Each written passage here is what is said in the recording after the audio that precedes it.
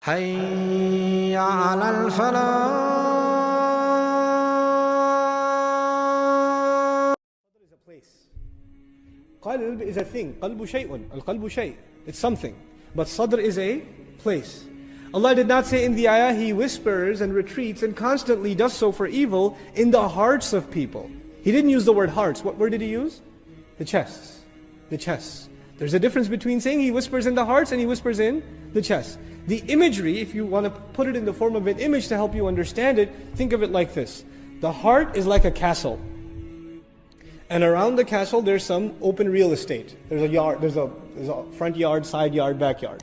Open real estate. And all of this real estate and the heart is inside your chest. Allah said He gave him access to the chest, but not access to what? Not the heart. So he's in the front yard, or he's in the backyard. He's all around, but he's not where yet? He's not in the heart is locked. Door's locked. And the only one who has the keys to that door is who? You. If you open that door, He's waiting. He's constantly there. يُوَسْوِسُ فِي صُدُورِ النَّاسِ, hoping one day He can enter the qalb. But if you let Him in the qalb, what's going to happen then? Or if you don't let Him in the qalb, you could say isti'adha and He'll stay outside. He won't disappear. He'll take a step back, maybe quiet for a few seconds, maybe find a couple hours later, come back to you again. But if you let Him in, what happens? Let me tell you the contrast. People who have iman, you know what's beautiful to them? Faith itself, remembering Allah itself. وَلَكِنَّ اللَّهَ حَبَّبَ إِلَيْكُمُ الْإِيمَانِ وَزَيَّنَهُ فِي قُلُوبِكُمْ. Allah beautified iman for you, and He actually made it beloved to you, and He beautified it inside your hearts. You find beauty in iman. You find beauty in this belief. Now, imagine what happens when shaitan makes his way in. What's going to happen? You're going to find beauty in iman anymore? No. You'll find beauty in something else. So Allah says, وَزَيَّنَ لَهُمُ الشَّيْطَانُ أَعْمَالَهُمْ. When shaitan makes his way into your heart, evil deeds start looking beautiful. They start looking tempting. They start looking good. If the remembrance of Allah is in your heart, evil deeds will look ugly. They will وَكَرَّهَ إِلَيْكُمُ الْكُفْرُ وَالْفُسُوقُ وَالْعِصْيَانِ. Allah made disbelief and corruption and disobedience disgusting to you. If you have iman in your heart, those things look disgusting. You're not even tempted. You could drive by a club and say, Astaghfirullah, la hawla wa la quwwata illa billah. What a waste of humanity. What a disgrace to the son of Adam. And he was honored with such intellect, and what worse life than animals they live. You would spit at it. But if shaitan made his way in, you're like, hey, well, I'll just pull over for a little while. Now it's starting to look beautiful. This is the difference between the one who's let him in and the one who hasn't let him in. Where do we stand? When we see something evil, are we tempted by it? Are we disgusted by it? Tells us how much we're remembering Allah, what the state of iman is. If iman is beautified, disbelief, kufr, corruption will look evil. And if shaitan has finally found an entrance, then the other way around. So Allah gave, is a mercy of Allah. He gave him access to the chest, but not access to the heart. That is our responsibility. That is our responsibility. May Allah give us the ability to protect our hearts. Who is better at whisper, the human being or the jinn? Who takes the primary role? The jinn. Also, the waswasa of the jinn, huwa al-asl, as the ulama comment. It is original. In other words, if a human being is whispering something evil to you, it may or may not be his original idea. He may himself have plagiarized it from a shaitan, from a jinn to begin with. But when a jinn does waswasa, it is his own. It's his original. So the source is mentioned first, min al-jinnah, and then the secondary, wan nas. And here we learn something else. Vehicles. Shaitan uses vehicles. This min al-jinnah can be istikhdaman also. What that means is Iblis uses jinns and uses people to conduct his waswasa. He uses them to conduct his waswasa. So you know that waswasa of shaitan can come to you through your best friend. You hear his voice on the phone. You don't hear Iblis's voice. But you know what? At that point, he's a puppet for Iblis. And he especially does this with kuffar. Not as much with Muslims, but especially with kuffar. Young man is going to college, trying to guard his shame. He's a good-looking guy, you know. He decides, man, these girls give me too much attention. I gotta grow a beard. Because you grow a beard, automatic girl deterrent, right? So he grows a beard. And by the way, I know I'm not going to pass a fatwa on beard, but I tell the younger guys here, if you're going to college, grow a beard. It'll save you from a lot of trouble. You're just going to look in the mirror and say, I'm going to go to a party looking like that. I look like I'm trying to imitate Allah's messenger, then I'm going to go to the party. You'll be ashamed of yourself. You won't be able to go. So protect yourself, grow a beard. I'm not giving you a fatwa. This is a psychological deterrent. you know. So anyways, this guy is growing a beard, he's trying to protect himself, he keeps his eyes low. Shaitan doesn't come to him. You know what he does? He goes to this non-Muslim girl and says, hey, go talk to him. So she comes over, did you do the assignment from last week? Innocent question. Because I think you're really smart. Uh-oh, now it's starting to get a little dangerous. He'll come to him, and now if he starts giving it some thought, then he opened the door, now he comes to him. You see that? He'll use people like puppets to give waswasa to you. He'll use people like puppets. And now he doesn't even have to use people. Now he's got websites and TV channels that do it for him. He's got his work on DVD. You know? It just doesn't, automated. He could kick back and relax and watch, even though he doesn't ever kick back, like we said. But we facilitated his job for him through modern, mass media. Mass media can be used for great things, but for the most part it's being used for evil things. For evil things. So this is, min sharril waswasil khannas, min al-jinnati wan nas rather.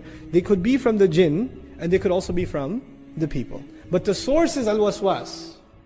And then these are being used. So they're in a secondary position. Essentially the word Rabb necessitates the existence of an authority. You obey him because he is your Rabb. U'budu rabbakum. Enslave yourselves to your master. Now, why is that important? والأمر الآخر أنه من أسباب الطاعة يعني هذا الإعلان من أسباب الطاعة لأنك إذا استعنت بشخص تطيعه ولا تعصيه فكيف تستعين به وتعصيه.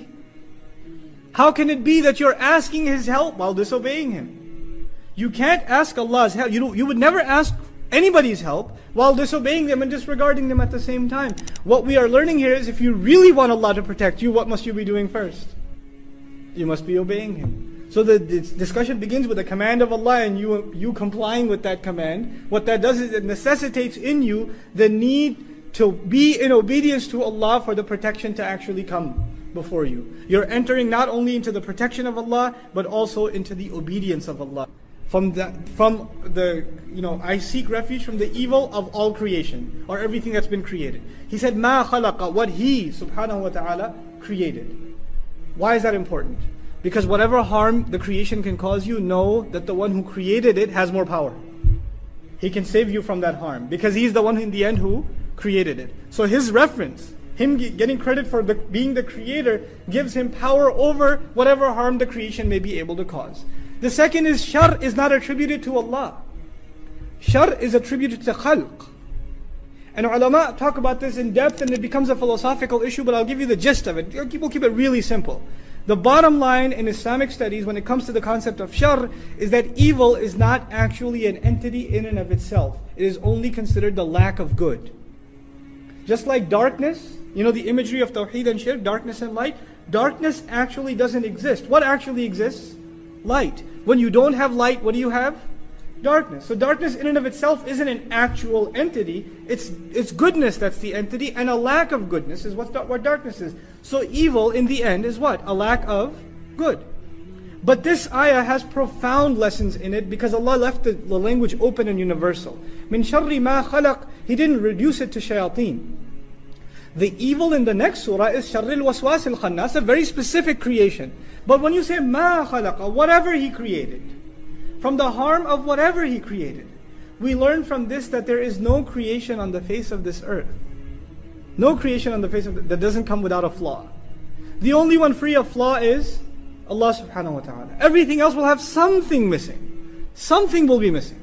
Some element of shar is possible from everything. Think of the most amazing creations of Allah like the sun. So many benefits from the sun. Are there harms from the sun too? So many benefits from water. Is there harm in water also? So many benefits in the earth. Are there harms in the earth too? So many benefits of the sky. Are there harms that come from the sky also? Everything Allah has created has an element. It can have harm in it. It can have harm in it. So we ask Allah Azza wa Jal to protect us from the potential harmful elements of everything. Things that are beyond our perception. A car, very beneficial. Can it be harmful? Can you die in an accident? Can you can you put yourself in great difficulty? Yeah, it's possible. So all creations have that element of harm, potential harm in them. And so we ask Allah Azza wa Jal His protection from all of them. Min sharri ma khalaq. First of all, Allah says, He didn't say min al-ghasiqi idha waqa, min sharri ghasiqin, from the evil of the dark. In other words, Allah is letting us know that there are harms that are inherently present in the dark. The Messenger of Allah ﷺ would advise the Sahaba not to go out at night. In some narrations he'd say, if you knew what I knew, you wouldn't go out at night. The shayateen meet in the oceans at night. They come out at night. And you know, in our society, when is it time to act like the devil? Right? It's Friday night, Saturday night. And if you don't believe that there are harms that come at night, watch the documentaries that have been done about the ERs across America. You know when they are filled? Friday and Saturday night. They're filled. Car accidents, people killing each other after a couple of beers, drugs, alcohol, you name it. You name it. All of it, all that evil occurs when? At night. Productions.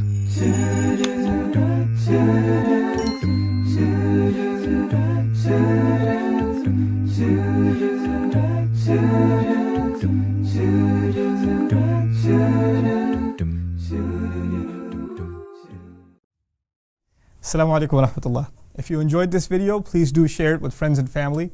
If you want to see more videos from this series, click on the box at the top.